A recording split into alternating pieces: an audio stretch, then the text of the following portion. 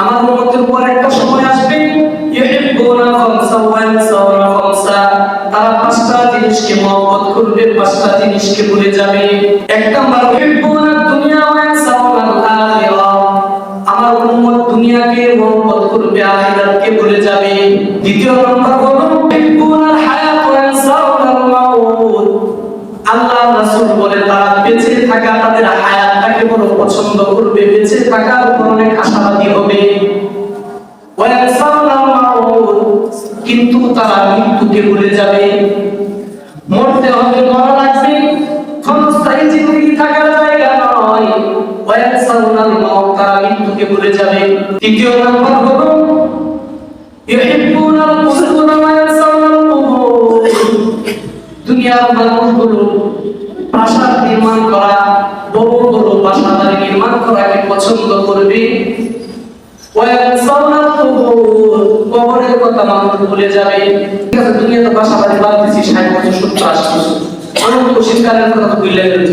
ঠিক আছে না, এটা করলাম, এটার জন্য আমার কয়দিন দরকার, কিন্তু এটা যদি ভুলে যায় তাহলে বোকামি। আমি মসজিদে নামাজ পড়তে আসছি, আমার ডেকোরেশন অত্যন্ত সুন্দর, বাইরে গিয়ে আমার থাকার ঘর নাই, বোকামি না? এটা তো ভালো, হালাল পথে এটা ভালো। আল্লাহ রাসূল বলতেছে যে উম্মতের মনে দুঃখায় করবে, যারা বড় বড় প্রাসাদ অট্টালিকা নির্মাণের প্রতি প্রতিযোগিতা করবে, এর প্রতি তাদের মহব্বত লেগে যাবে। বয়ান সাওয়ার কবর ভুলে যাবে। দেখেন কবর ভুলে গেছে, যে কবর এক পাঁচ চলে গেছে, কবর চিন্তা করে না, দুনিয়ার গবেষণা শেষ। চতুর্থ নাম্বার হলো ইউহিব্বুনাল মাল ওয়া ইয়ানসাউনাল হিসাব, আল্লাহ রাসূল বলে মানুষ অর্থ সম্পদ মাল সম্পদকে মহব্বত করবে, হিসাব কিতাবকে ভুলে যাবে। ওয়া ইউহিব্বুনাল মাল ওয়া ইয়ানসাউনাল হিসাব, আল্লাহ রাসূল বলে সে মাল কিভাবে উপার্জন করা যায়, অর্জন করা যায়, এটার প্রতি তার আকর্ষণ থাকবে, কিন্তু মাল কিভাবে কামাই করতেছে হিসাব দিতে হবে, এটা সে ভুলে যাবে। ওয়া ইউহিব্বুনাল খালকা ওয়া ইয়ানসাউনাল খালিক, পঞ্চম নম্বর বলেন আল্লাহ রাসূল বলতেছে ওয়া ইউহিব্বুনাল খালকা, আমার উম্মতের একটা সময় আসবে দুনিয়ার সৃষ্টিদের মহব্বত হয়ে যাবে, বাড়ি গাড়ি নারী টাকা পয়সা বেঁধে সেগুলির প্রতি মায়া হয়ে যাবে।